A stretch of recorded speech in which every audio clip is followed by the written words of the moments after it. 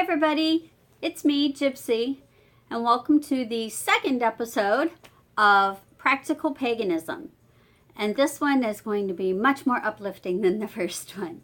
What we're going to do today is to make a useful tool that can be used in magical rituals or can be used for everyday rituals such as preparing food.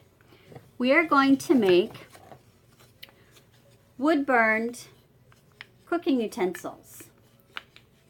And I don't know if I can turn all these around here. I'll just show you one by one. You can see where I have wood-burned symbols on there so that whenever I cook with these, the runes that I have carved or the sigils I have carved or just the symbols that I have put on the spoons have a specific meaning, and they will imbue the food that I create, that I make, with, got kitty fur on that one, with the intention that I have put onto each one of these. And you can decide to use them for only one specific thing, or you can use them for everything. For instance, this one I use when I am making glühwein. I make glühwein every Yule. It's a hot spiced drink. It originated in Germany, I believe. That's where I learned how to make it, was in Germany. And so I have sigils on here to bring about peace, to bring about health and wealth and good luck, and also safe travels, because it is an alcoholic drink. I want those who drink it to be safe in their travels afterwards, like going home. I make this every Yuletide, which is right before Christmas, for those of you who aren't familiar with Yuletide. And so it's kind of like a New Year's promise or a New Year's gift that I want to give to my friends. This spoon I use when I make chicken soup for friends and family who are ill. And this is a sigil that stands for good health. That's all it means, is good health. So when I fix my chicken soup with this, I know that as I'm stirring the pot, I am putting good health energy into that soup. This one, I used three different symbols from three different traditions. I have Nordic runes, I have Chinese I Ching, and then I also have an American peace sign. And all of these mean peace, tranquility, and peace. So when I make this, this is a good spoon that I use for creating a calming tea for someone.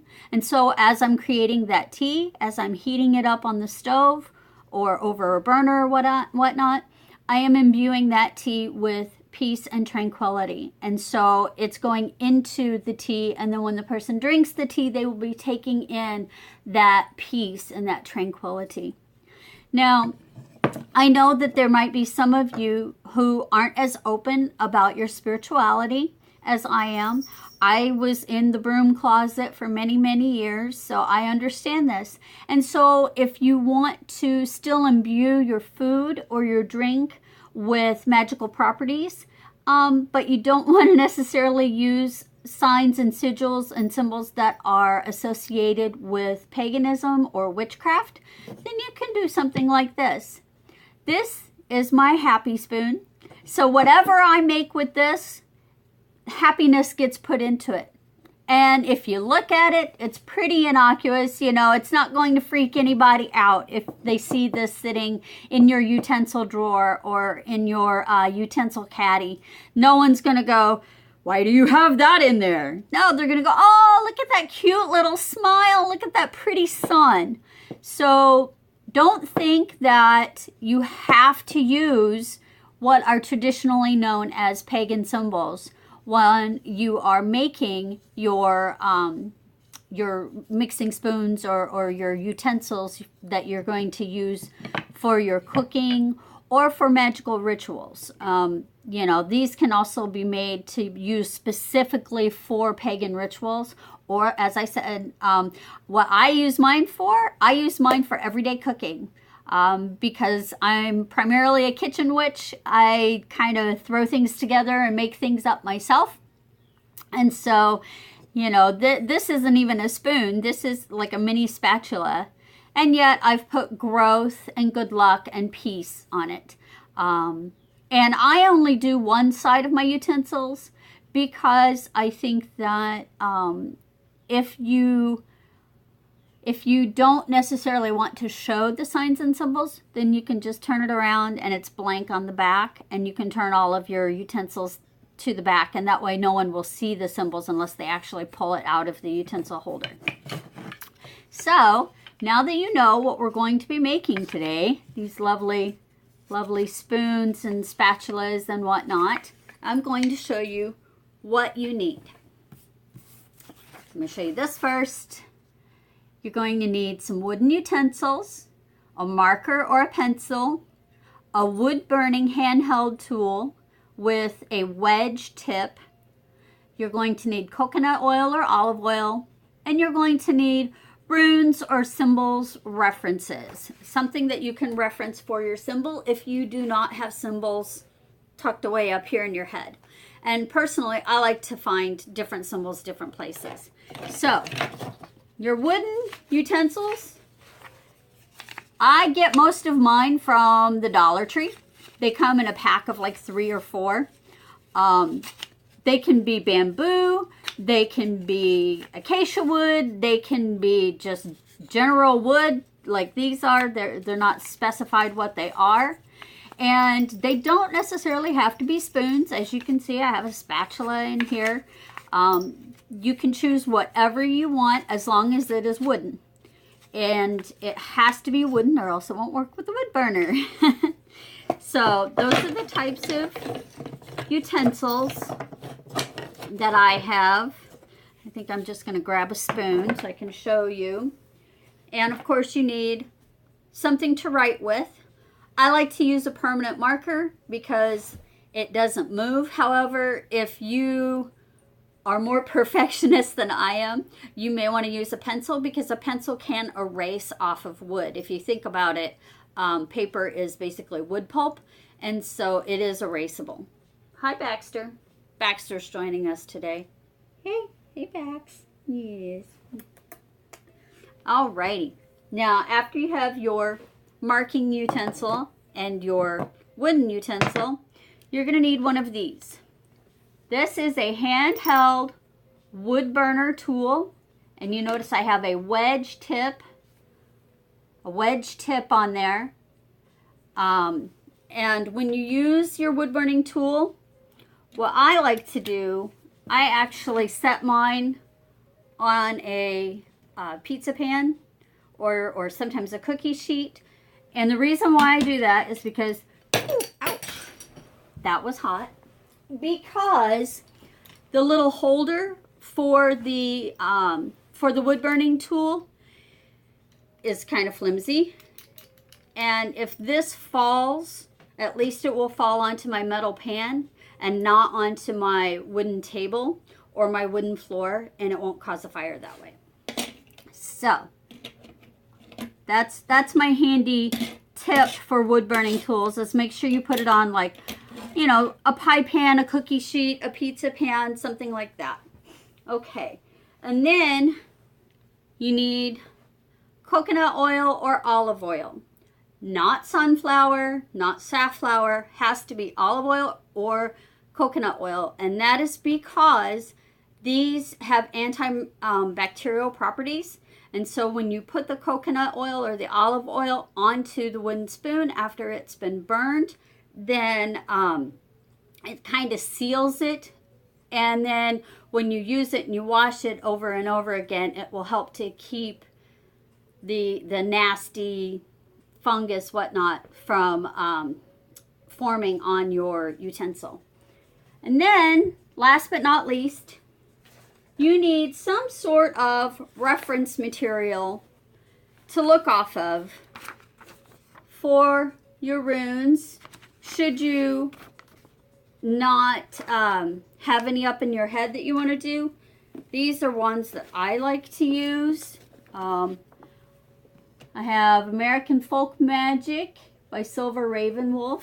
In here, there is a lovely chapter, let's see if I can show it, on hex signs. And you can use a hex sign if you want to burn that, you know, onto your utensil. You can use a hex sign. And then there's, let me see if I can get it. There's also a chapter on the seals of Solomon and Moses. And they are very detailed, I warn you, but it might give you some inspiration to creating your own. And then I have a couple of books of runes. Again, I like runes to put onto my wooden utensils because they do have specific meaning. Both of these books are really good. I like this one because it has an appendix in which it shows runes at a glance. So it'll show you the rune and what that rune means. And so you could go, oh, okay, I would like something for, let's see, I'd like something for protection. And so you might look at thorn. Thorn is a powerful rune that can also be used in a protective manner. And that's what this one right here, that's thorn. But this is just a nice guide to have because then you can just kind of skim it and find the rune that you want to use. And then this one has a quickie appendix, which I like because most people want, you know, to put money or love or protection on their spoons. And so these runes correspond to those meanings. So I like that appendix as well. And that's in that book there. And then because I draw from many different traditions and philosophies, I love this little book of the I Ching. And I Ching is Chinese. And I have marked specific runes that I like. So, or I shouldn't call it runes. They're I Ching characters. So specific characters that I like. You saw me with the Tranquility one on one of my spoons. So this is a good reference as well.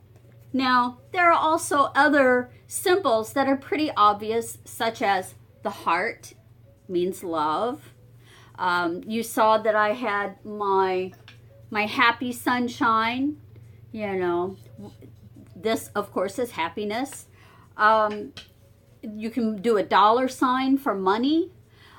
Just whatever, you know, a horseshoe for luck or a four-leaf clover for luck. There are many symbols around us that don't have to necessarily be witch symbols or pagan symbols that you can use as well. It's just up to you what you would like to do. Now, because of the setup that I have here, oh, sorry, Bax. Because of the setup I have here, I'm going to have to drop the camera down. You won't be able to see my face, but you will be able to see what I'm working on, or at least that's the plan. I hope so anyway. And I'm going to get my reference here and just see what I want to do. I think maybe I will do good health. So I'm going to drop the camera down.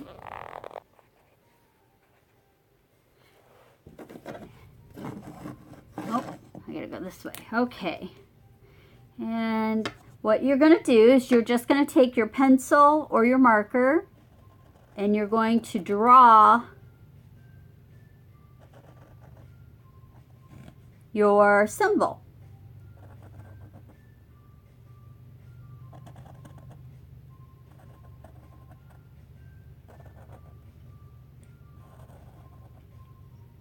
Alrighty.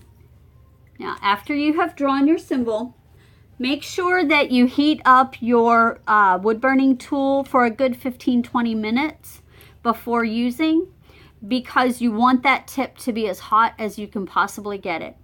And when you're burning these, you start off very slowly and you just kind of lightly push down to make your first mark. And the hotter your tool is, the easier it will be. And you'll want to go over these a few times because you're wanting to really burn that image in. And each time you can put a little bit more pressure so that you can really, really cut that image into the spoon or into your utensil. And it will curl up, and you may have to go the other way. But see how it just burns that right in there? And you can kind of do like that if you want to get some of the pieces off the way. But you just try to burn that in just as, you know, as deep as you want to go. Usually I try to do 2 or 3 times, 3 or 4 times, and get it really deep in there. And it doesn't matter if it's perfect. You see mine's a little off. As the spoon ages, anything that is not burned in is going to fade. So I wouldn't worry too much. And see, this also covers, you can see where it's covering most of the line that I drew with the marker.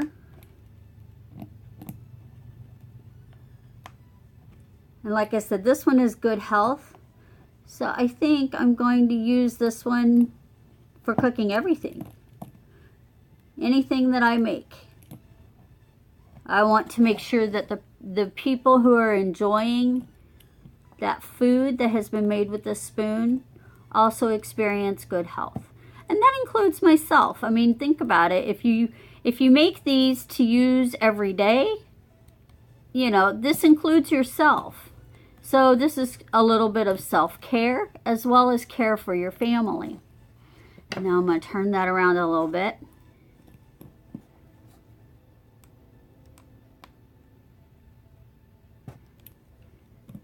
Ooh, and you'll be able to smell the wood too. Make sure your fire extinguishers are all up to date and working well. And make sure you hold your utensil down really strongly. You don't want it moving around a lot because you will have to, you know, press down quite a bit with the tip to get things burning really well. And also before you start, make sure that before you plug your wood burner in, make sure that your tip is tightened as tight as it can go because you don't want it falling off. All right, now what you do, kind of brush off a little bit of the ash that's been burned on here. And then you take some olive oil. And what I like to do is I just like to do this so that I have a little bit in my hand. And you want olive oil or coconut oil all over this. And let it get good and in the wood.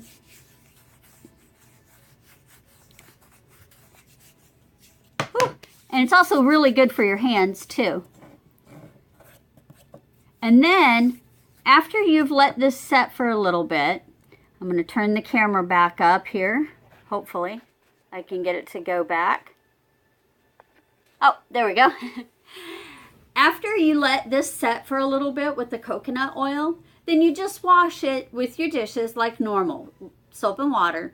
Don't let it set. Never let your wood tools set in standing water because it'll cause them to swell, and then as they dry they will crack. A lot of these wood tools are not sealed per se. With the olive oil, that's what helps seals it, or the coconut oil, whichever one you choose to use. But that is now my new spoon.